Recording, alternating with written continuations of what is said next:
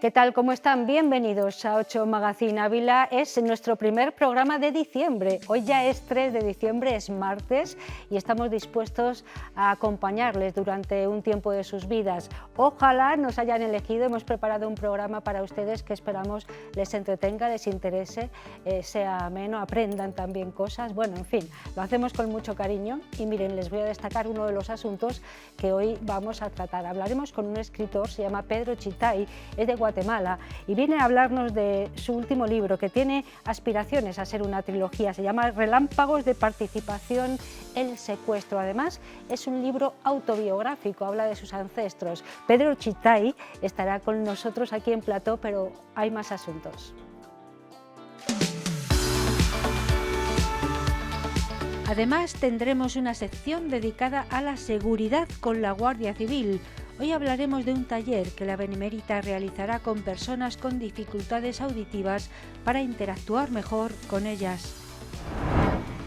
Nos iremos al cine de la mano de Enrique Torralba, el gerente de los cines Boulevard. Vamos a conocer la cartelera actual y los próximos estrenos. Y terminaremos hablando de justicia con el fiscal Óscar Barrios, sobre su intervención de oficio y otras situaciones en las que actúa la Fiscalía. Hablaremos hoy.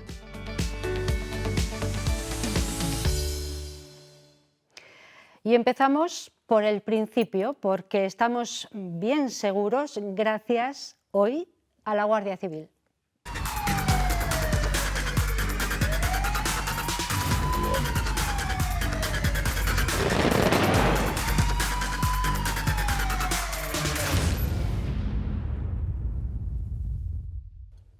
Sí, hoy tenemos nuestra sección dedicada a la seguridad con la Guardia Civil. Nos acompaña Sandra Saucedo, es la portavoz de Guardia Civil en la Comandancia de Ávila. Buenas noches, Sandra. Buenas noches, Ana. Y vienes muy bien acompañada. Casi te voy a pedir que nos presentes tú a los invitados que te acompañan. Bueno, pues hoy vengo muy bien acompañada, como muy bien has dicho, de la Asociación Cultural de Personas Sordas de Ávila. Aquí tenemos a nuestro querido Chema, que es el presidente de la asociación.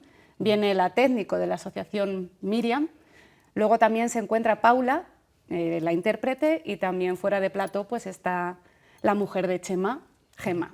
Que también forma parte de esa gran familia. Bueno, Chema, te gusta que te llamemos Chema, pero bueno, él es José María Arribas. Correcto. Es el presidente de una asociación que lleva ya mucho tiempo trabajando en favor de las personas con problemas auditivos, ¿no? Correcto, el Centro Cultural de Personas Sordas, que así se llama, lleva funcionando desde el año 92, ya llevamos 33 años funcionando. La actuación es que, pues bueno, a la hora de servir a los usuarios nuestros de trabajo, pues se va ampliando. Entonces, gracias al técnico, gracias a la intérprete, pues vamos procesando y trabajando a la hora de tener los usuarios en la asociación. Vale, pues luego vamos a hablar un poquito más del Centro Cultural de Personas Sordas, pero bueno, antes también presentar a Miriam Pastor, técnico de este centro. Hola, buenas, ¿qué tal? Estáis aquí por una razón muy especial, que además está muy próxima en el tiempo, porque vais a tener un taller, me parece que mañana. Es así, sí. Sandra, ¿no? Cuéntanos un poco, Miriam, cómo surgió la idea. La idea surge, es una subvención concedida por el Ayuntamiento de Ávila y nos parecía bastante importante que las instituciones, en este caso nuestra Guardia Civil, pues se sepa defenderse un poquito con la comunidad con la discapacidad auditiva. Entonces, enseñarles un poquito por lo menos el saludarles, un acercamiento. Claro, es que hay miles de situaciones en las que la Guardia Civil puede encontrarse con personas sordas o personas con dificultades auditivas y es muy importante poder al menos comunicarse correctamente. Es primordial comunicarnos con este tipo de personas y que tienen dificultades de una comunicación completamente efectiva. Para ello, mañana vamos a llevar a cabo de forma conjunta un taller que se llama Ponte en mi lugar, que va dirigido a todos los comandantes de puesto de los diferentes puestos que hay en las compañías territoriales de la provincia de Ávila, también a los responsables de las unidades de las unidades que pertenecen a la Comandancia de la Guardia Civil de Ávila, incluyendo además al subsector de tráfico también de la Guardia Civil de Ávila. El taller, si me permites, Chema, tiene dos vertientes. Una en la que entra la asociación cultural, en la que nos van a enseñar a comunicarnos mediante el lenguaje de signos con personas con discapacidad auditiva, y nosotros vamos a enseñarles tanto a mis compañeros como a la asociación cultural qué herramienta clave tenemos para poder comunicarnos con este tipo de personas. Vale, pues vamos a hablar un poco de todo eso. Antes no quiero pasar un minuto más sin decir que Paula Esteban, la ven en un recuadrito más pequeñito, es la intérprete de signos. En lengua de signos ella va a ir relatando todo lo que aquí contamos. Muchas gracias, Paula, por estar ahí. Ya no puede despistarse porque es muy importante. Es un trabajo muy difícil, el de la lengua de signos, el ser intérprete en tiempo real, en el momento, ¿no?, de todo lo que estamos contando aquí. Es muy complicado. A ver mañana, porque yo también voy a aprender a... ¿Es muy difícil la lengua de signos, Chema? No es difícil, lo único que es práctica. Hay que practicarla. Es un idioma además, igual como el inglés, el francés, el alemán, nada más que simplemente que la lengua de signos, en vez de hablar con los labios, pues se habla con las manos. La lengua de signos es hablar con las manos.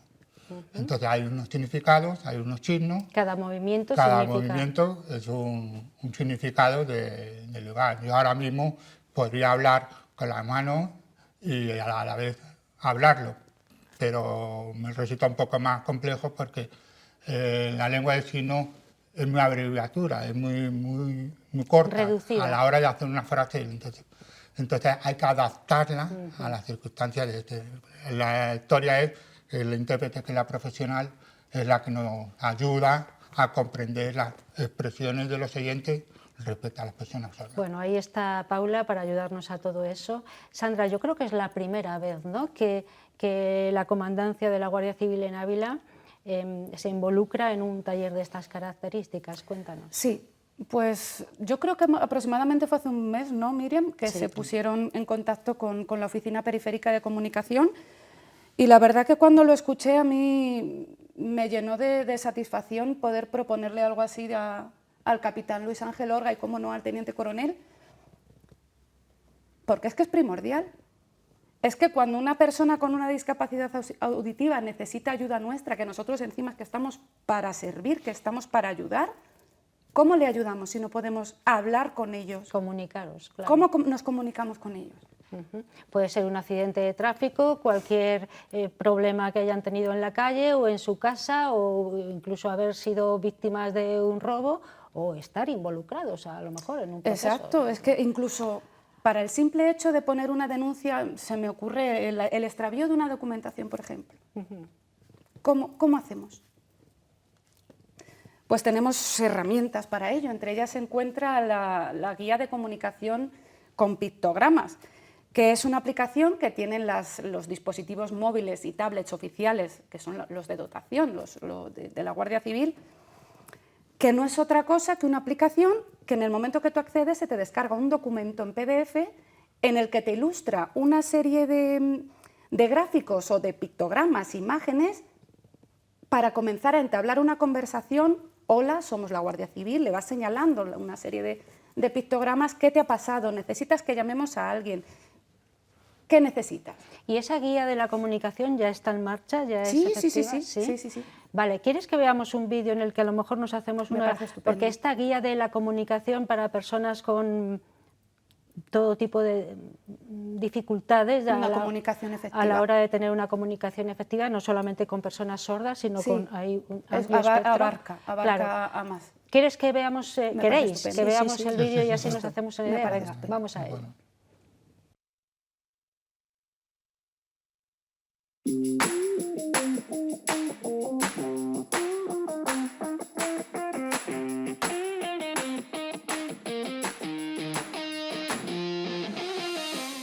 Según la encuesta de discapacidad, autonomía personal y situaciones de dependencia 2020 elaborada por el INE, más de 4 millones de personas en España tienen alguna discapacidad. Problemas de audición, de interacción, de aprendizaje, de desarrollo de tareas. La Guardia Civil se caracteriza por su vocación de servicio a la ciudadanía. Por eso, en su Plan de Sostenibilidad 2021-2025, establece una serie de compromisos y planes de actuación para ayudar a los grupos más vulnerables de la sociedad y hacer que los servicios del Cuerpo Benemérito sean más accesibles. Para ello colabora también con otros organismos especializados en este campo. Y así, como resultado de una firme alianza, la Guardia Civil y la Fundación 11 presentan la Guía de Comunicación con Pictogramas para Situaciones de Emergencia, documento gráfico que pretende facilitar la interacción y comunicación recíproca entre personas con dificultades de comunicación efectiva y la Guardia Civil. A través de diversos materiales y recursos visuales, como imágenes y pictogramas, estos últimos cedidos por el Centro Aragonés para la Comunicación Aumentativa y Alternativa, esta guía presenta 11 supuestos diferentes que contemplan situaciones cotidianas, siniestros viales, personas desorientadas o perdidas, robo, agresión sexual, delitos telemáticos, sin prejuicio de los distintos escenarios que se pueden encontrar y sus resoluciones más comunes. Para una mayor difusión, esta guía se incorporará a los más de 7.000 dispositivos tablet que posee el personal del cuerpo. Además, gracias a su lenguaje inclusivo y a la posibilidad de ser traducido a varios idiomas, dicho documento también servirá para facilitar la comunicación a turistas o inmigrantes que no conozcan el castellano. De esta manera, y como objetivo final, la creación de la Guía de Comunicación con Pictogramas para Situaciones de Emergencia busca establecer una comunicación cómoda, segura, autónoma y natural entre personas con dificultades de comunicación y la Guardia Civil.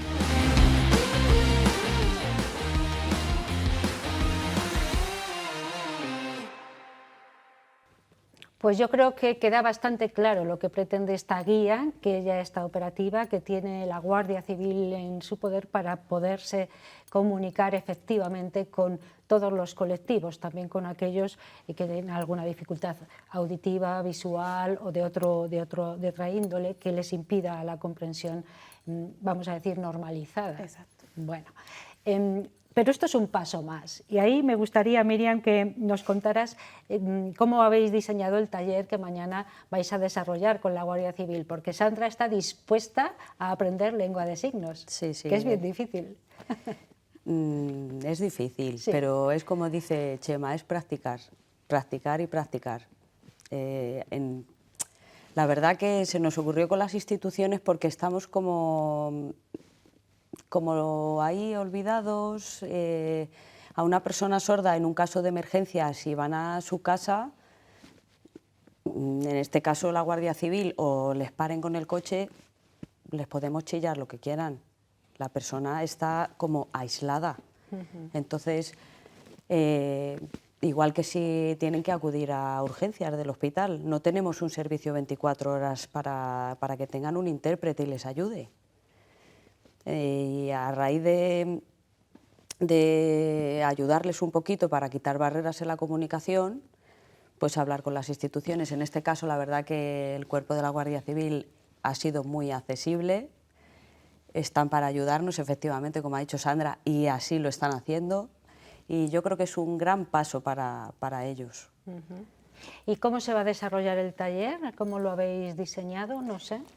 El taller está diseñado, enfocado a que el Cuerpo de la Guardia Civil aprenda lo que es el lenguaje de signos, se les enseñará un poquito el abecedario y un poco pues buenos días, buenas tardes, que por lo menos interactúe con la persona que tiene dificultad auditiva, saludar y preguntarle qué le pasa. Romper la primera barrera, Sí, digamos. sí, Vale. para que la persona que tiene esa dificultad ya se sienta un poquito más tranquilizado y más arropado. Sandra, el taller se va a desarrollar en la comandancia.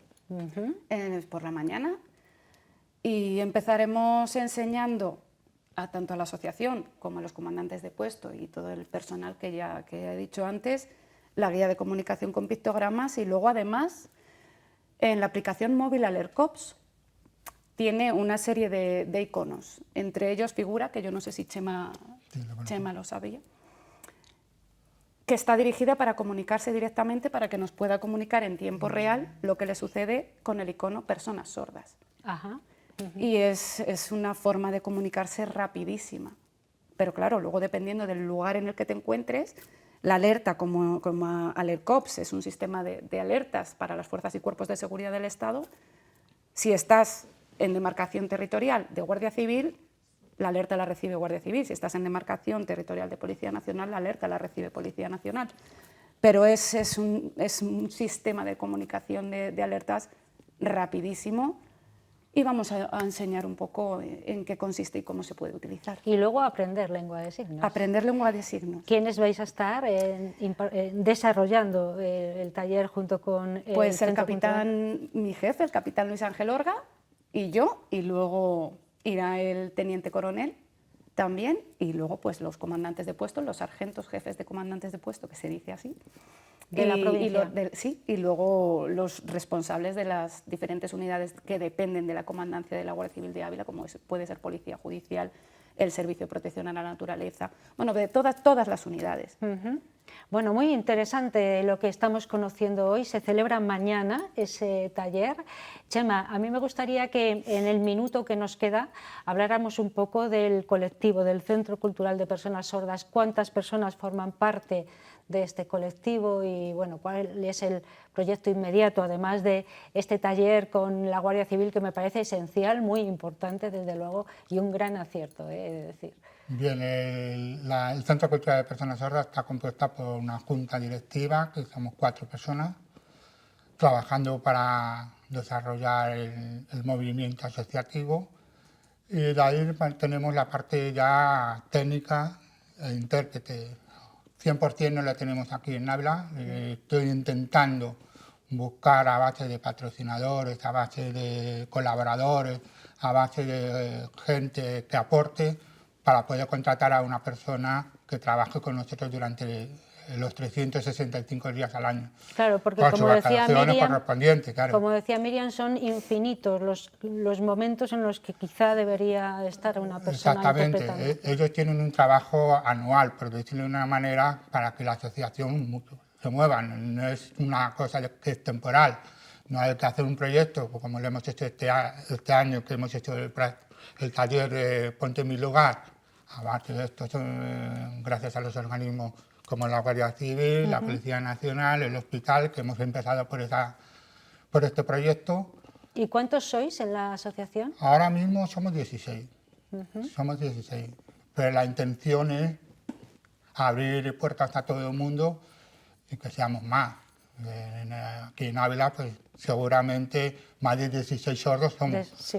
Entonces, que nos juntemos en la asociación para que nosotros tengamos fuerza que nos ayude Decidnos dónde tenéis la sede o cómo poder contactar con el Centro Cultural de Personas Sordas. Ahora mismo se contacta por la base de teléfono y por un correo electrónico. ¿Sí? ¿Qué es? Intentaremos facilitarlo para que le tengan ustedes. Dínoslo. El local, por decirlo de una manera, no lo tenemos oficialmente abierto.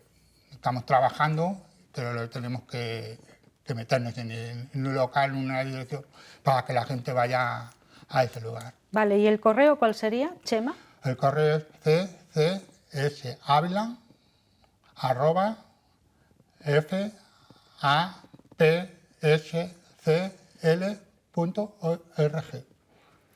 fapscl.org.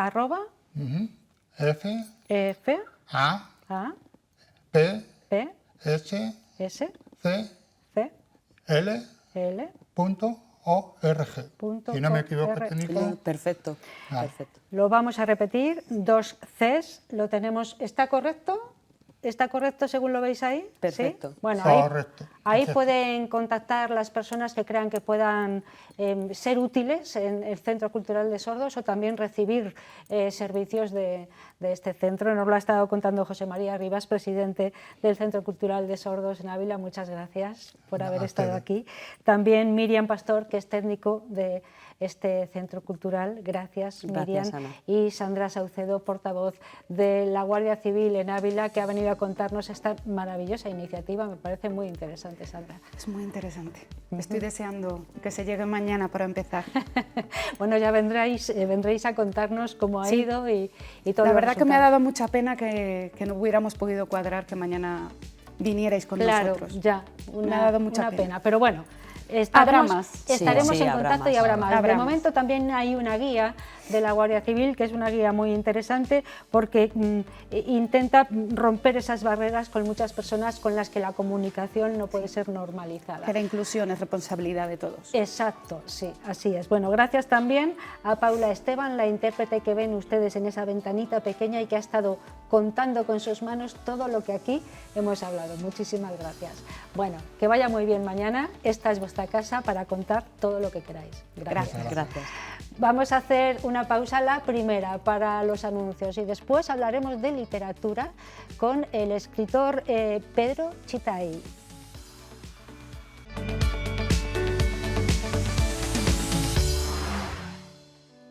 Ahí lo tienen sobre la mesa, este libro que se llama Relámpagos de Participación, el secuestro. Es el primero de una trilogía que tenemos que agradecer a Pedro Chitay. Él es escritor, es guatemalteco, lleva 5 años en España, no sé cuántos en Ávila, ahora nos lo cuenta, y nos cuenta también su historia, porque este libro y todos los que le van a seguir forman parte también de su vivencia, de su historia, de sus ancestros, porque aquí se habla de su pasado y del pasado familiar. Pedro Chitay, buenas noches. Hola Ana, muy buenas noches, pues encantado de estar en este programa y gracias por la invitación, porque es la primera vez que puedo dar a conocer este libro acá en España y en Ávila específicamente, donde como tú lo decías, pues llevo los 5 años los he pasado acá en Ávila.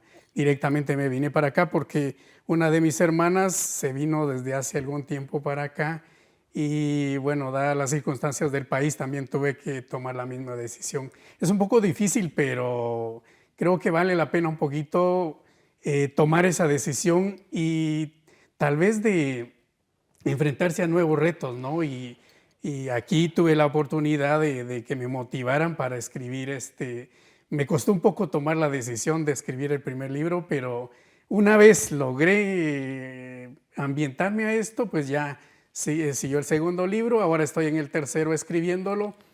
Tengo en mente otras más todavía, pues espero dedicarme mucho tiempo todavía a eso. Bueno, entonces un hombre que no ha parado de escribir desde que llegó a Ávila, a España. Ávila fue el lugar de acogida, su primer lugar de acogida. Después de marchar de tu país, de tus raíces, eso es muy duro. ¿Y por qué marchaste de Guatemala? Bueno, lo relato un poco en este libro porque mi país vivió un conflicto armado interno de 36 años, desde 1960 hasta 1996, que se firma un acuerdo de paz entre ambas partes que estaban en conflicto. Y durante esos 36 años se dieron situaciones muy lamentables en el país y parte de eso lo viví en carne propia, mis abuelos y luego mi padre. Somos de una de las tantas culturas que conviven en el territorio guatemalteco y mis padres de origen indígena, una de las 22 grupos indígenas del país, mayas cachiqueles, y se involucraron un poco en la vida social para desarrollar la comunidad de donde ellos vivían.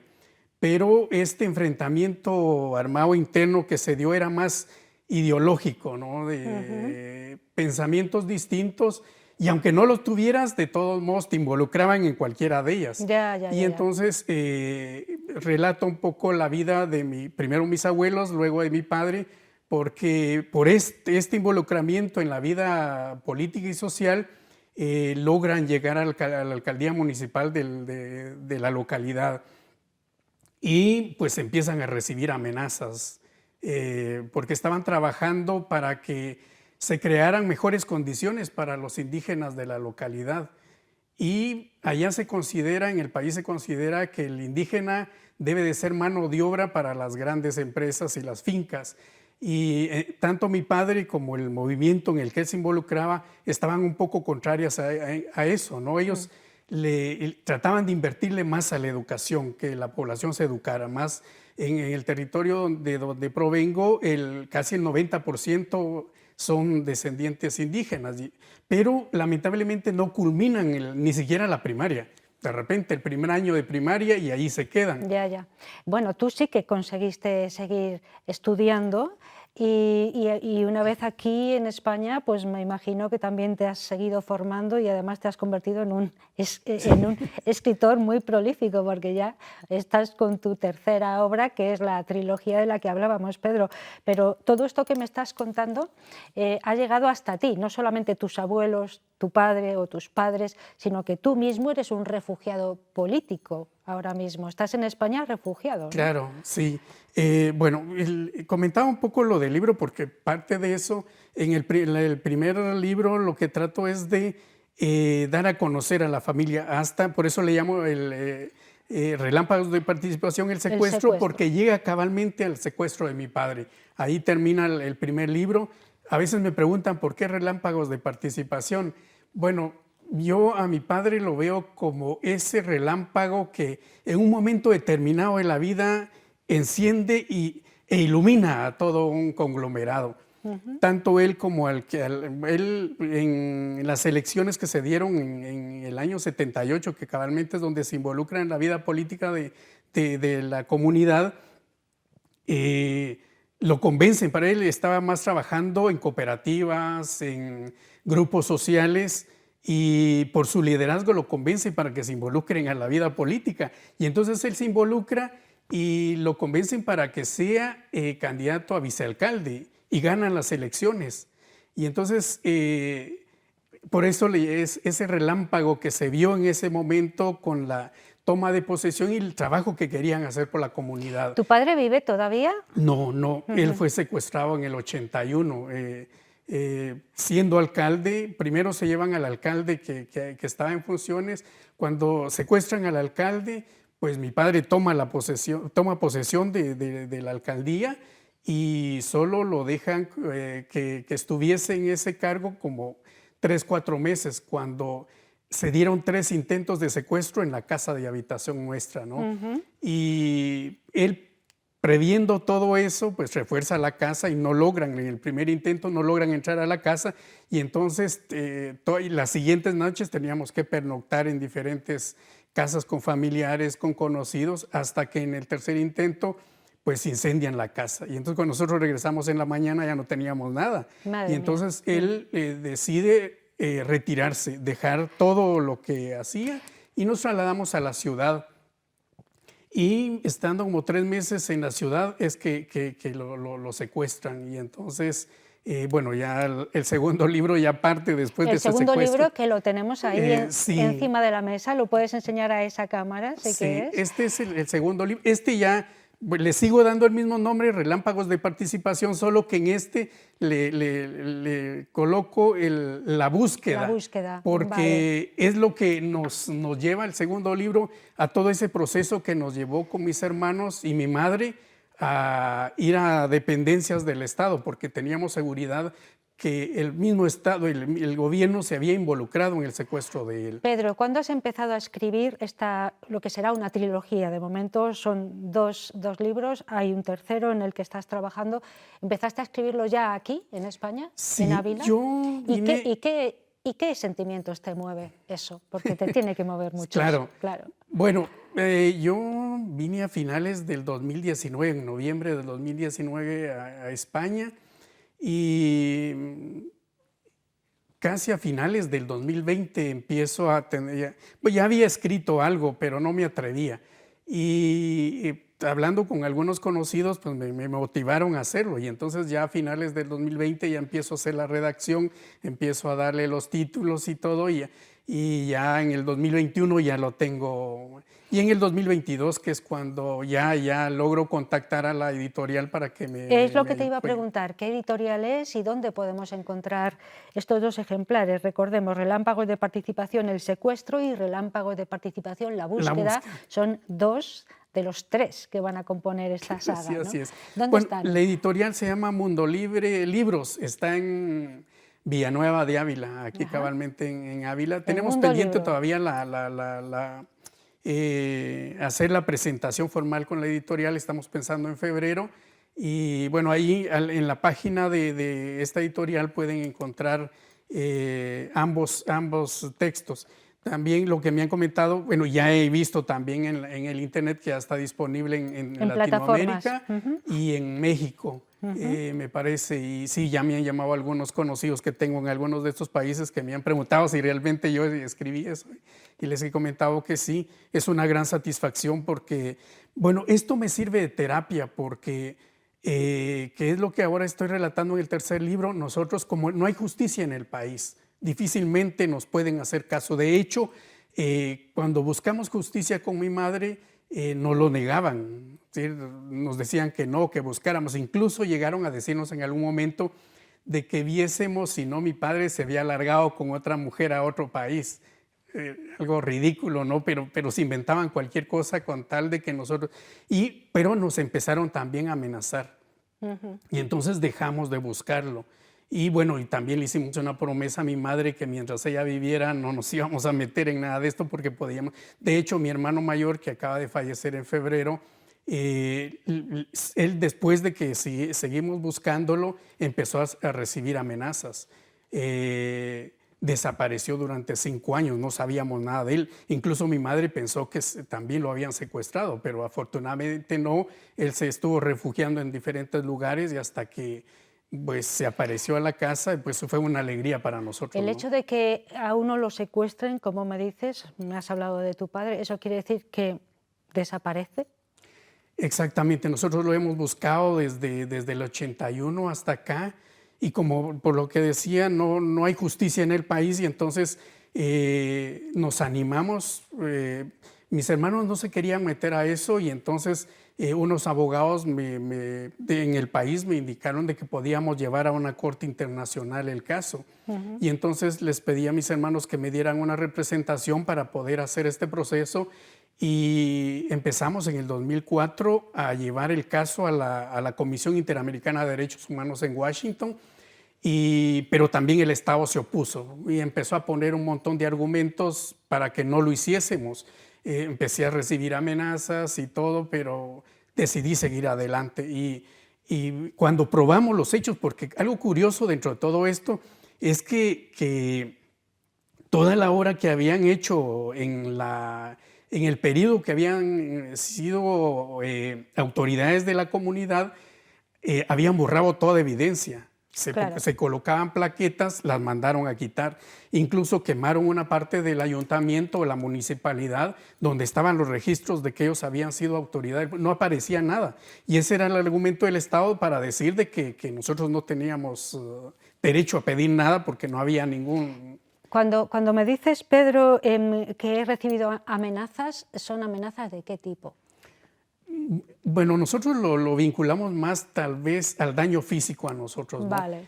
Porque hay vinculados a estas alturas, porque el ejército, en el caso nuestro, en el país tiene mucho poder, ¿no? Y los grandes empresarios.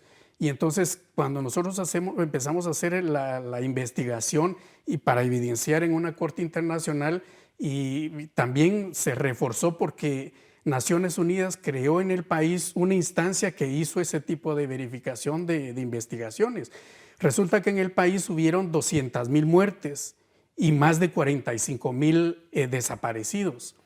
Y el 93% de las víctimas, tanto de muerte como de desaparición forzada, fueron atribuidas al ejército.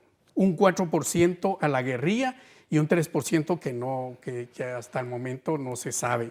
Y entonces nosotros teníamos más evidencias que el ejército había participado en el secuestro de mi padre. Sí, perdona, es Pedro Chitay. Voy a recordar a los espectadores. Pedro Chitay es escritor, es de Guatemala, lleva aquí 5 años.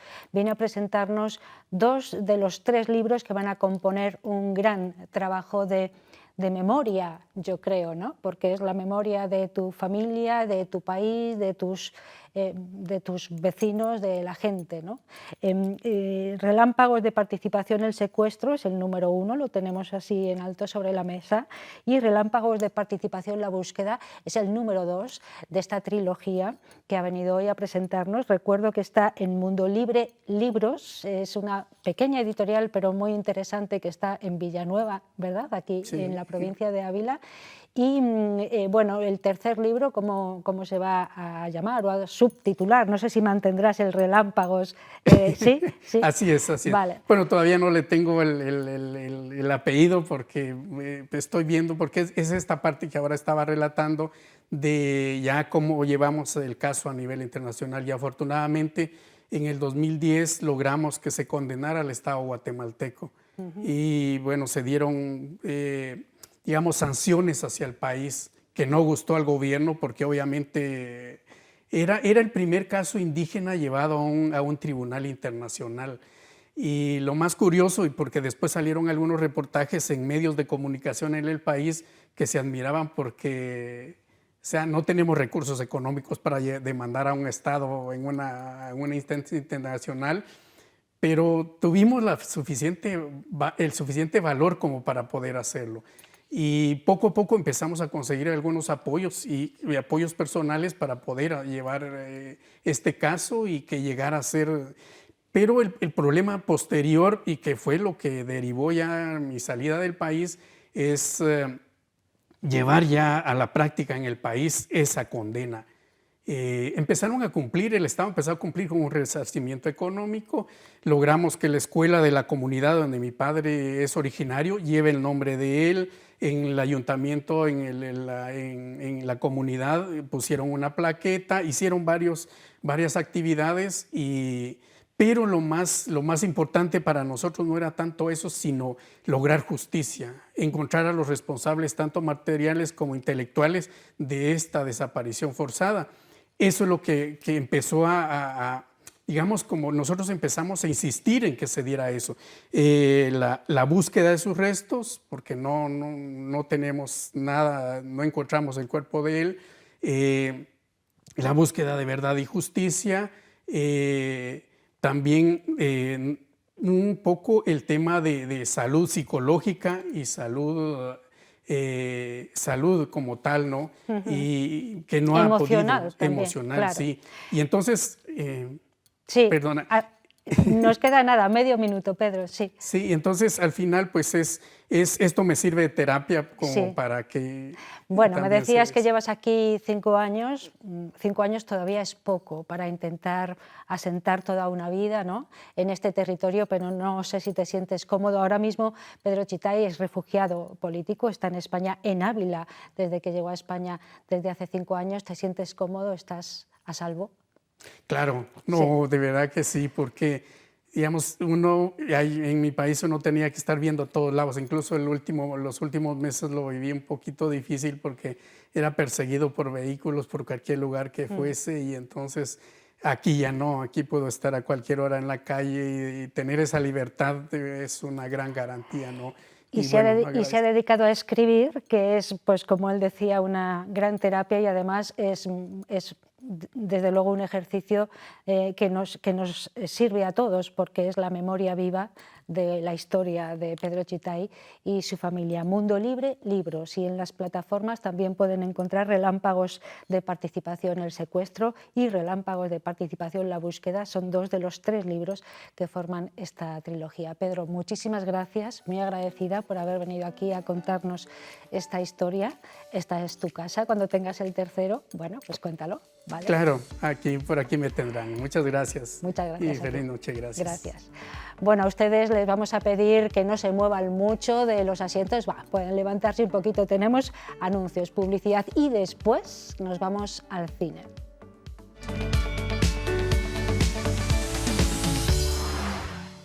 A la vuelta de la publicidad hemos cambiado de escenario, el decorado es otro. Efectivamente, seguro que ustedes ya han adivinado que nos vamos al cine.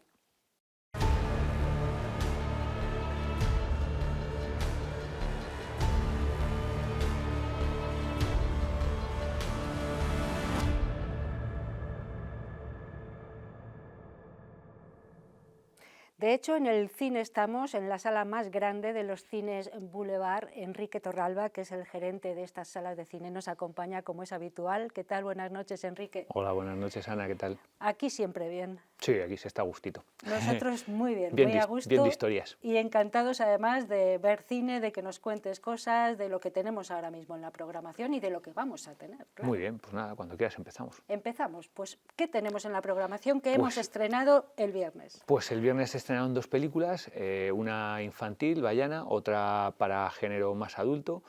Pídeme lo que quieras. Es una película, bueno, pues como estábamos comentando nosotros, que nos recuerda o nos rememora a la de 50 sombras de Grey, pero en este caso la escritora es una escritora hispano-germana, de nacionalidad hispano-germana, que lleva, me parece, no sé si son ya 8 libros con 20 millones de copias vendidas. Bueno, y creo que es su primer libro, se ha llevado al cine con este título. Y bueno, pues nos cuenta la historia de Eric Zimmerman, que tras la muerte de su padre hereda las empresas y decide viajar a España a supervisar sus delegaciones en España. Y en la delegación central pues conoce a Judith, que en este caso protagonizada por Gabriela Andrada, es actriz española. El otro chico, no lo he dicho, es Mario Ermito, es un actor italiano. Y bueno, pues digamos que se encapricha de ella, empieza, digamos, a pretenderla, ella sucumbe a sus encantos y bueno, pues empiezan a tener una serie de relaciones un poco eróticas. Sí, es un género que se trata poco en el cine, es un género, pues no es drama, no es comedia, es lo que se suele llamar género erótico, romántico. Y bueno, pues la película nos va contando un poco cómo se desarrolla. Al final ella se da cuenta de que todos tenemos en nuestro interior un voyeur, que la gente se separa entre los sumisos y los dominantes, y a medida que avanza el argumento, pues él se da cuenta que no pueden mantener en secreto esa relación y que si se descubre, pues lo que podría conllevar es a que o la tenga que mantener y, digamos, formalizarla, o que si se descubre pues tenga que finalizar la relación y a partir de ahí pues no podemos contar el final. No, claro, porque entonces haríamos un spoiler. Haríamos un spoiler en toda regla. Bueno, hemos contado lo que viene en todos los estos de programas de cine. Y que ahora vamos a ver en tráiler. Exacto, y que sale en el tráiler. Película española, por lo tanto, española, con actor italiano, me has dicho, y basada en un guión y muchísimo novela hispano-alemana, pero vamos, película española. Sí, producción española además. Y con además muchísimos actores también españoles que todos los conocerán, si no es de una serie o de otra. Hay un actor que es Joel Bosquet, que salió en Sin tetas no hay paraíso, David Solant, que es el Merli de La Casa de Papel, o sea, es decir, completan el reparto un montón de actores secundarios.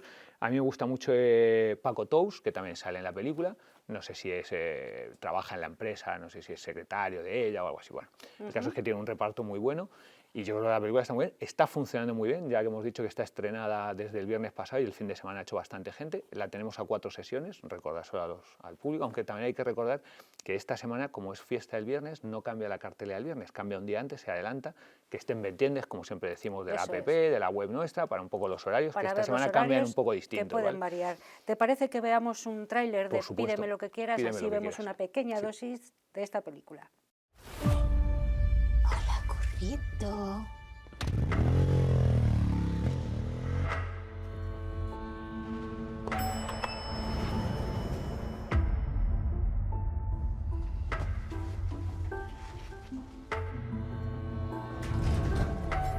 Encantado, señorita Flores. Este es tu nuevo jefe y los jefes son caprichosos, acostúmbrate. Esto está mal. ¿Qué es lo que está mal? Todo está mal.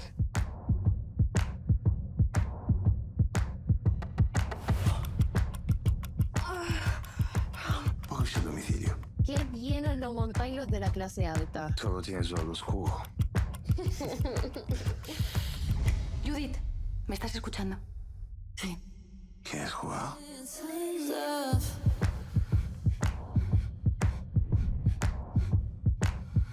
¿Qué he hecho, Eric? Un juego. Si voy a jugar, tengo que conocer las reglas antes. No dais sorpresas. Sin sorpresas.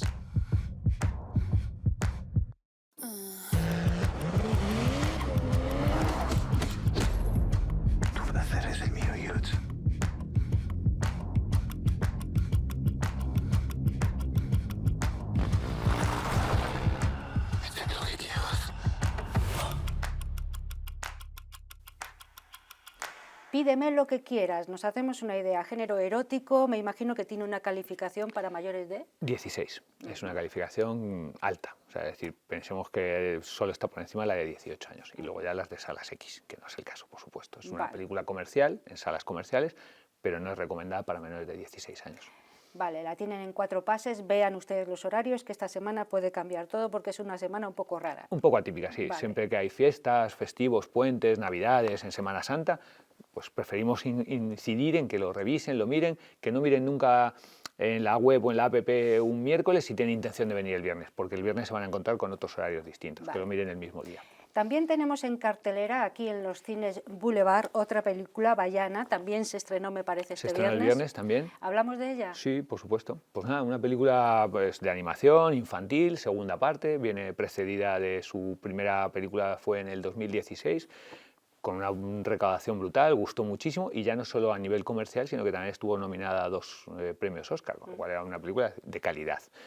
Y yo creo que esta va a gustar igual, porque ya nos ha demostrado en este fin de semana que está estrenada, que ha hecho un dineral, ha llenado la sala y gusta. Y bueno, pues siguen con los mismos personajes, mismos actores de doblaje, mismas personas que cantaban en la primera cantan en la segunda, y lo único es que la historia cambia. Pues en este caso la protagonista Vaiana es llamada por sus ancestros y le dicen que tiene que viajar a los océanos o a los mares de Oceanía, donde allí pues vivirán unas aventuras con su personaje Maui, el semidios, y otra vez acompañado pues, por una serie de marineros que hacen las veces de más jocosas de la película, más de risa. Y bueno, pues película familiar, muy agradable de ver, muy navideña, muy de puentes, muy de estas fechas. Vamos a ver un tráiler, el tráiler de tráiler. Vaiana.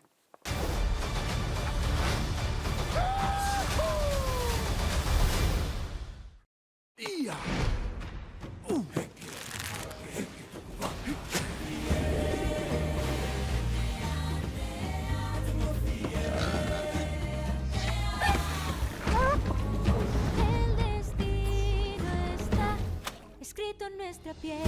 ¡Vaiana! ¡Hermanita! ¡Hermana! ¡Ven aquí! Llevas fuera 1000 años. Han sido 3 días. Pero he encontrado esto. Es una antigua isla a la que maldijo un dios ávido de poder. Pisar sus arenas rompería la maldición y volvería a unir nuestros pueblos. Sé lo que tengo que hacer. ¿Qué pasa si no vuelves más? El mar nos conecta. Así que vaya donde vaya, siempre estaré contigo. Toma un pedacito de casa.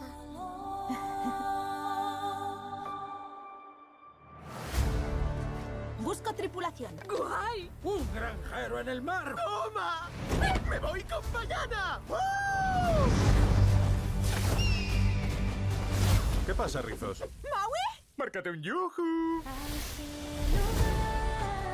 Nos enfrentaremos a monstruos, dioses iracundos.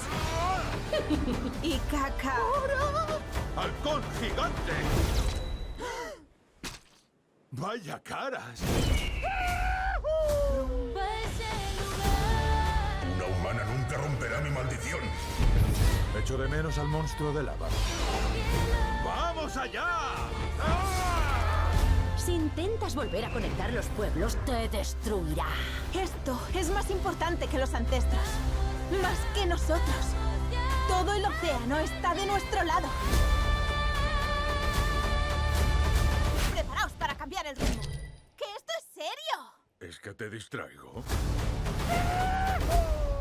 Vaiana 2 es la película que tenemos en cartelera, acabamos de ver el tráiler, muy amable, familiar. Sí, familiar, película familiar, como demandan estas fechas, para echar el rato, para que los niños se lo pasen muy bien, los padres también, o sea, bueno, y con muchísimas sesiones, ¿vale? Que no lo he dicho, pero a todas horas. Si no es en la sala grande, que tiene muchos pases en la sala grande, en otras salas también la tenemos. De todas formas, incidimos en lo mismo. Para mañana miércoles sí que sigue con esas sesiones, pero a partir del viernes, pues el que vaya a venir, que lo mire. Bueno, en la sala grande nos encontramos de los cines Boulevard y ahora, si te parece, Enrique, vamos a hablar de lo que próximamente vendrá. Entiendo que al ser una semana rara, los cambios de cartelera van a ser... El jueves. ¿El jueves? El jueves, vale. un día antes de lo habitual, por el hecho de que el viernes es fiesta. Entonces todas las distribuidoras deciden estrenar un poco el día antes de la fiesta. Vale. Entonces esta semana pues contamos con un gran estreno que yo creo que va a ser una película que también va a gustar muchísimo, que es la de Here. Traducción aquí. Además el título, porque viene de una película, o sea, ya hubo una película que se tituló así hace 2 o 3 años, entonces por eso hay que ponerle, digamos, el subtítulo. No puede haber películas con el mismo título. Entonces le han puesto el título de Here y entre paréntesis aquí. Película en torno a la 1 hora y 3/4, drama, fantasía. Y a mí lo que me gusta mucho de esta película es el director y el actor principal. Luego tiene una serie de actores también, como hablaremos ahora, pero sobre todo es una película dirigida por Robert Zemeckis, con guión del mismo. Para los que no lo sepan, Robert Zemeckis para mí es uno de los actores, de los grandes actores de este siglo XX, XXI. Directores. Con películas pues como Náufrago, Polar Express, más antiguas, Regreso al futuro, Contact. Bueno, tiene muchísimas películas. Tengo aquí apuntadas, más recientemente del 2020 me suena, Las brujas de Roald Dahl. ¿Vale? Y es un director que, como muchos de ellos les pasa, y yo creo que ya lo hemos comentado alguna vez, tienen como su actor fetiche. Entonces suele trabajar mucho con Tom Hanks. Entonces, que es nuestro actor favorito. Sí, a mí me encanta. O sea, yo reconozco que es mi actor favorito. Sí, sí. Ahora es mi actor favorito. Antes era Harrison Ford. Lo que pasa es que es verdad que Harrison Ford ya ha ido haciendo cada vez menos películas y hay que coger otro actor favorito. Tom Hanks es un grandísimo actor. Y bueno, yo en todas las películas que he mencionado, que las he visto todas me han gustado. Incluso la de Polar Express, que podemos hablar que es una película infantil, es una película buenísima. Yo no sé cuántas veces la habré visto, pues se la regalaron a mi hijo en DVD hace 1000 años cuando se estrenó y hacíamos sesiones matinales sábados y domingos de Polar Express. Bueno, volviendo a la película de aquí, protagonizada también la pareja de él, es la mujer, o la pareja femenina es Robin Wright, no sé si también os sonará, la antigua mujer de Sean Penn, que el nombre antes era Robin Wright Penn, creo que están separados. Y bueno, también con un grandísimo actor de secundario que es Paul Bettany. Lo que nos cuenta la película pues se desarrolla solo en una habitación, que es una cosa que tiene un poco, pues como dices... Muy arriesgado, claro. Exacto, es una película que dices, toda la película va a ser una sola habitación. Y todos los personajes pasan por esa habitación, viven en esa habitación, o sea, es decir, es una cosa que, bueno... Yo he visto el tráiler, para poder ahora, lo veremos también, ¿no? Imaginamos que lo vamos a poner ahora. Sí, ahora lo vemos. Y es un tráiler que engancha. Porque digamos que pues eso, como que transcurre el tiempo, pueden pasar a lo mejor cientos de años, cientos de personajes, obviamente luego se van a centrar en la juventud, la madurez y la vejez de estos personajes principales, pero en un mismo espacio, que es aquí, es decir, en esta habitación. Entonces yo creo que eso es lo que le confiere a la película ese valor añadido, es decir, no tiene escenarios exteriores, no tiene... Yo creo que puede ser una película muy distinta. Difícil, que si no es una buena película, un buen guión director, y un buen director, yo creo que en este caso tiene mucho riesgo, claro. Yo creo que en este caso es un buen director y por supuesto unos muy buenos actores. ¿Podríamos decir que es una película psicológica? Yo creo que es una película con la psicología que te va a hacer pensar, porque a lo largo de las etapas pues va a haber amor, esperanza, alegría, tristeza, pérdidas, porque también entiendo que a lo largo de esto pues habrá quien muera, no sé quién, pero está claro que tiene que pasar. Entonces juega un poco, toca todos esos temas. Bueno, vamos a ver el tráiler porque a mí me apetece mucho ya. Recuerden, el jueves, 5 de diciembre... Sí, todavía no podemos adelantar horarios porque no sabemos la cartelera. Será cuando esté ya en cartelera, será el estreno, 5 de diciembre, jueves, y así pinta Here, aquí. Papá, quiero presentarte a Margaret. Encantado, Margaret. Encantada, señor Young. Cómo vuela el tiempo, ¿verdad? Desde luego. Take a straight and stronger course to the corner of your life. Make the White Queen run so fast. She hasn't got time to make you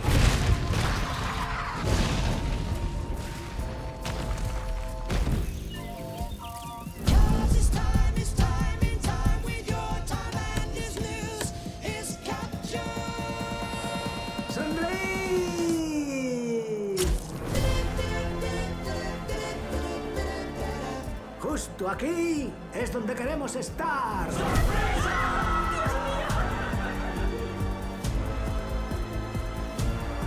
¿Sabes? Si quieres, puedes pasar el resto de la noche aquí.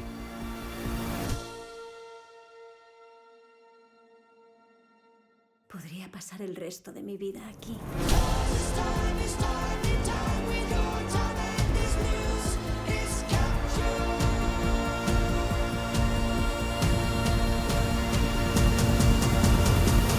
Este era nuestro hogar. Vivíamos aquí. Bueno, nos acabamos de ver Here, aquí, una película muy curiosa, con un gran director, grandes protagonistas, Tom Hanks, el protagonista principal, pero la verdad es que tiene un elenco de actores muy interesantes, ¿no? Y yo creo que la película va a ser muy buena película. O sea, todavía no la hemos visto, supongo que habrá habido pases de prensa en los que se habrá podido ver y ya habrá críticas ahí colgadas en algún sitio. Yo no he tenido la posibilidad, pero tengo muchas ganas de verla. Es de esas películas que a mí me apetece ver. Sí, sí. Bueno, pues a ver si les apetece a ustedes a partir Esperemos del jueves 5 de diciembre aquí en los Cines Boulevard. Ahora nos vamos a algo, bueno, de nuevo familiar, ¿no? Sí, Vamos a vamos películas otra vez de a animación. películas, sí, además por la fecha de estreno, esta ya no va para este 5, va para el 20 de diciembre, ya un poco de Ya cara a la casi, Navidad, casi en plenas plenas Navidades, sí, Navidades. 2 días antes de la lotería, Sí, como se señor, suele decir. sí. Y es la de, la del Rey León. Este título es Mufasa, el Rey León, y aquí lo que se produce es una cosa muy curiosa que no se suele hacer en las películas de animación o infantiles, que es hacer una precuela. Entonces, no es una secuela. Todo el mundo podría pensar que es la segunda parte del Rey León, y no, es una, digamos, película anterior a la del Rey León. En este caso, el personaje del mono, que todos los niños habrán visto esta película 100 veces, la del 2019, nos cuenta o nos narra o le narra a Kiara, la hija de Nala y Simba, la vida de Mufasa. Entonces, digamos que es anterior. ¿Cómo la narra o cómo está hecha la película? Con flashback. Entonces, lo que hay es como flashback a la otra película en la que aparecen Timón y Pumba, que son los personajes que nos van a darle el toque gracioso, el toque de humor, y nos va contando esto. Entonces, nos cuenta cómo Mufasa, que es un león vagabundo, es un perdido, la palabra huérfano, para que no me salió, un león huérfano, tiene que, digamos, formar su manada. Entonces, bueno, pues contacta o tiene un allegado que es su primer amigo, que es de linaje real, que es Taka, entre los dos van juntando leones hasta que forman la manada y se convierte en lo que luego pasa a ser la segunda película. Ajá. O sea, es una precuela. Precuela, muy bien. Pues vamos a ver el tráiler, Vale. que también será divertido, No, entretenido, es una película sobre para todo, todos los públicos es y una para película familias. que va a hacer, otra vez, va a hacer un dineral a nivel mundial, creemos, porque bueno, el Rey León ya lo hizo y no deja de ser una película del Rey León. Y sigue haciéndolo. Sí, y sigue haciéndolo. en todos sus aspectos, incluso en el musical. Sí, sí. A partir del 20 de Eso es. diciembre, Mufasa. Hakuna Matata. Vive y deja vivir. No, no, no, no, no. Nos tiramos 6 años cantándola. ¿Y quién no? Necesitamos algo nuevo. Me he inspirado. ¡Nos toca! Es nuestro momento. Hakuna Mufasa. Te nombramos aquí.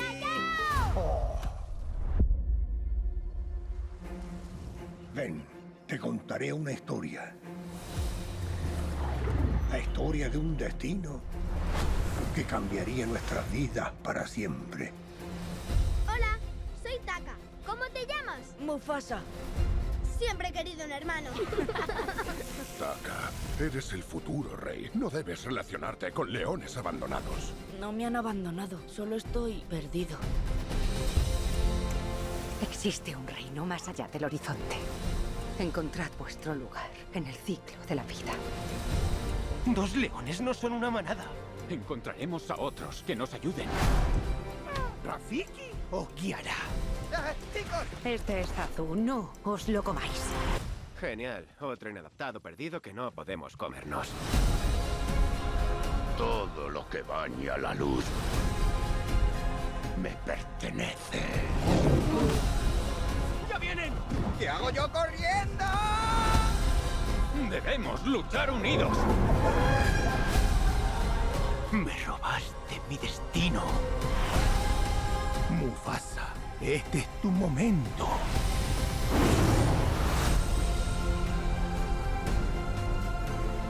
¡Hola! ¡Estamos aquí! Sí, ¿por qué nos dejas fuera de esta historia? Me siento eclipsado. Hay historias en las que salimos todos. Cuenta una de esas.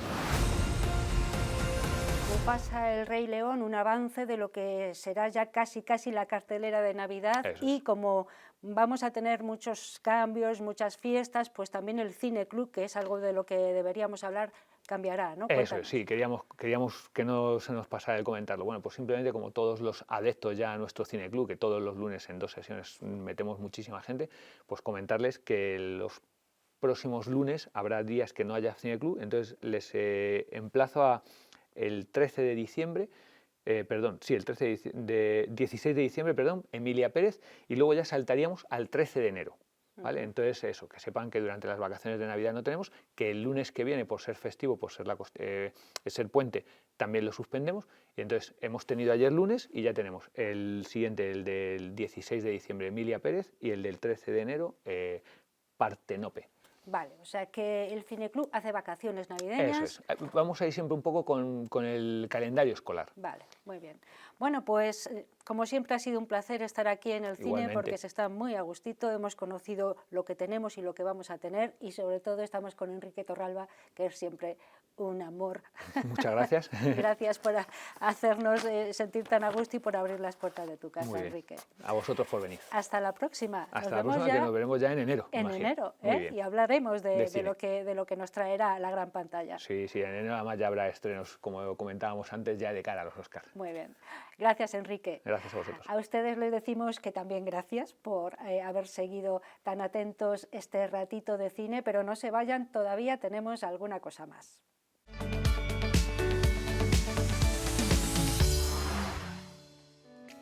Ya estamos aquí de nuevo después de la publicidad, enfilamos la recta final de 8 Magazine Ávila, el primero del mes de diciembre, hoy estamos a 3 de diciembre y tenemos un espacio dedicado a la justicia, a definitivas.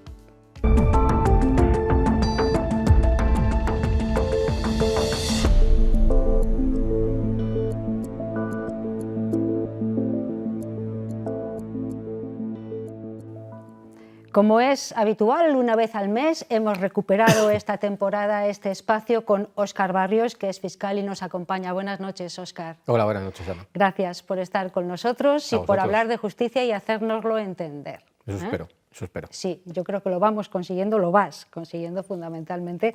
Hoy vamos a hablar de las actuaciones de oficio de la Fiscalía. Ese sería, digamos, el epígrafe, pero podríamos empezar preguntando cuándo y por qué interviene la Fiscalía en un asunto. Vale, dentro de lo que es el concepto de actuaciones de oficio, podríamos distinguir por un lado las actuaciones de oficio del fiscal como órgano investigador al margen de un procedimiento judicial y las actuaciones de oficio propias del fiscal cuando hay un procedimiento judicial. Actuaciones de oficio en el sentido de que no necesita que nadie excite su intervención, sino que por Ministerio de la Ley al Ministerio Fiscal le corresponde actuar en determinados supuestos. Ejemplos, delitos de carácter público, delitos públicos que puede ser un delito de robo, un delito de hurto. En ese caso, el fiscal interviene de oficio porque al tratarse de delitos públicos, su intervención no depende de que haya... su intervención lo es porque no se deja depender la existencia o no, o la persecución del delito, a la existencia o retirada de una previa denuncia. Quiero decir, el legislador ha considerado que existen determinados delitos que afectan a bienes jurídicos que perjudican a toda la colectividad y entonces atribuye al Ministerio Fiscal la labor de perseguir esos delitos de tal manera que no se dejan a disposición de las partes, de los perjudicados en este caso, como se ocurre con otro tipo de delitos. Vale, o sea que delitos públicos son aquellos que perjudican a la colectividad. Que perjudicando a la colectividad se han considerado que no se deja depender de la persecución del propio perjudicado. No es necesaria entonces una denuncia del perjudicado o los perjudicados, si es un colectivo, para que la Fiscalía intervenga, ¿no? Efectivamente, el concepto de denuncia en el sentido de perjudicado que comunica un hecho no es necesario en este tipo de delitos. Sí que es necesario, obviamente, que nosotros tengamos conocimiento de ello a través de alguna forma. Quiero decir, si no hay denuncia, puede haber un atestado policial, una intervención policial, presenciando un determinado delito de carácter público, pero no hay denuncia del ofendido. En este caso, esa actuación policial constituye lo que se llama la noticia criminis, que a nosotros nos obliga y nos permite actuar con independencia de que haya o no una denuncia. Vale, hablabas de delitos públicos, sí. No sé, ¿los podemos diferenciar de otro tipo de delitos? Sí, hay delitos públicos, delitos semipúblicos y delitos privados. Por ejemplo, ¿un delito privado? Un delito privado, los delitos de calumnias y de injurias cometidos a contraparticulares. Ese tipo de delitos exigen la presentación de denuncia o querella por parte del perjudicado, y en ese tipo de delitos nosotros no intervenimos. No son delitos de persecución por parte del fiscal, porque no son delitos públicos. No actuamos de oficio ahí. De hecho, es que no actuamos. Esos procedimientos penales que se inicien como consecuencia de una querella por calumnia o injuria a un particular se desarrollan sin la intervención del fiscal, siempre y cuando la querella sea la calumnia o la injuria sea a un particular. Vale, estamos hablando de las actuaciones de oficio de la Fiscalía. Sí. Ya hemos un poco dirigido el camino hacia al que queremos ir, porque me gustaría que habláramos de algunos ejemplos. Cuando, por ejemplo, la Fiscalía decide sin denuncia previa, siempre que sea un delito público, hemos dicho, sin denuncia previa, decide abrir unas diligencias o abrir una investigación, no sé. Pues, por ejemplo, esa otra parte que hablaba de actuación de oficio al margen de un procedimiento judicial es esto que voy a tratar de explicar. Nosotros podemos iniciar esa investigación como consecuencia de una noticia periodística. Nosotros leemos una noticia que consideramos que lleva detrás o puede llevar detrás un delito de esos que nosotros podemos perseguir porque tienen carácter público, e iniciamos un procedimiento de investigación propio, interno de la Fiscalía. No quiero decir que no es un procedimiento interno que se desarrolla dentro de la Fiscalía de manera oculta, sino que es un procedimiento de investigación propio de la Fiscalía. Con esa noticia nosotros abrimos unas diligencias de investigación penal. Practicamos una serie de diligencias y, consecuencia de esas diligencias, tomamos una decisión de presentar una denuncia o presentar una querella. ¿A quién? Al juzgado. Son actuaciones al margen del juzgado hasta que se inicia un procedimiento judicial. En ese caso puede no haber habido un procedimiento judicial, pero sí hay necesidad de investigar una serie de hechos. Actuaciones de oficio se producen, por ejemplo, en supuestos de personas con discapacidad. Con personas con discapacidad. Pero, quiero decir, actuaciones respecto a la protección de las personas con discapacidad. Vale.